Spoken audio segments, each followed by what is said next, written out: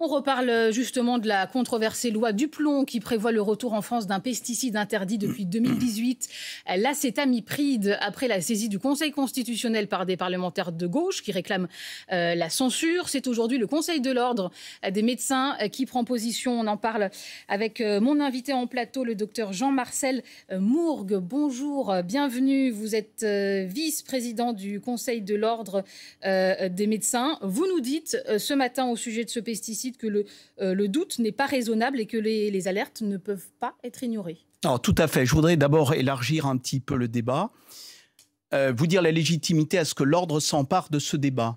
Le médecin est au service de la personne et de la santé publique. Ça n'est pas moins que l'article 2 de notre code de déontologie médicale.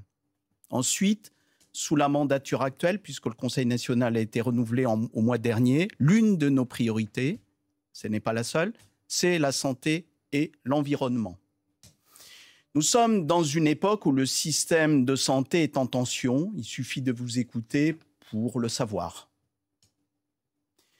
Nous ne faisons pas assez de prévention, et notamment vis-à-vis de l'exposition, de la prévention de l'exposition de toxiques qui sont un gâchis humain si elles engendrent effectivement une recrudescence des maladies. Et aujourd'hui, il est question de l'acétamipride, ce pesticide qui avait été interdit en France en 2018, qui est autorisé dans certains pays d'Europe et qui revient avec cette loi Duplon.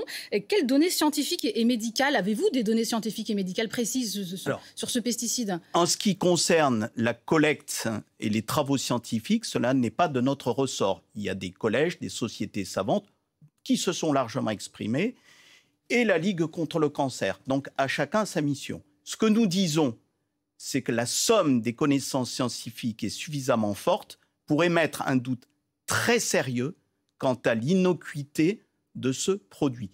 Pour autant, nous sommes tout à fait conscients du désarroi des agriculteurs, mais nous disons simplement qu'il faut apporter d'autres solutions à ce désarroi, et que le doute ne doit pas profiter à une exposition potentiellement et probablement très délétère en termes de santé.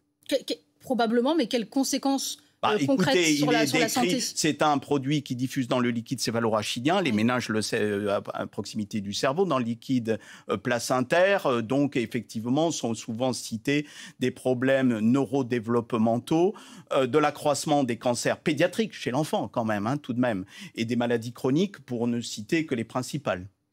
Vous, en tant que médecin, est-ce que vous êtes déjà retrouvé, confronté à un ou des patients qui avaient été exposés à des pesticides ou à ce pesticide en particulier? Oui, moi je suis issu d'un département agricole, donc je suis très sensible à la cause agricole. Pour autant, il ne faut pas faire n'importe quoi. Il faut veiller à la santé de nos agriculteurs, bien évidemment, et veiller à la santé des consommateurs. Les deux à la fois. Vous, clairement, aujourd'hui, qu'est-ce que vous pouvez faire au niveau du Conseil de l'ordre? Qu'est-ce que vous demandez clairement? Vous demandez l'abrogation, vous aussi, de ce texte de loi? Nous demandons à ce que le principe de précaution soit bien évidemment appliqué et que la prévention ne reste pas une théorie de portée générale. Nous en sommes aux travaux pratiques et on ne peut pas en même temps dire faisons des économies dans un système de soins qui est soumis à des rudes épreuves, des rudes tensions, et ne pas mieux investir de façon très pratique le champ de la prévention. Éviter les maladies qui peuvent l'être, c'est tout à notre honneur. La santé est un bien supérieur, c'est fondamental. C'est un gâchis humain que de voir des personnes qui sont malades, gravement malades, et qui auraient pu ne pas l'être, sans compter bien évidemment l'impact économique, parce que les enjeux pour notre système de santé, c'est d'améliorer la qualité des soins en en contenant bien évidemment le coût, et surtout et aussi que ce système reste solidaire.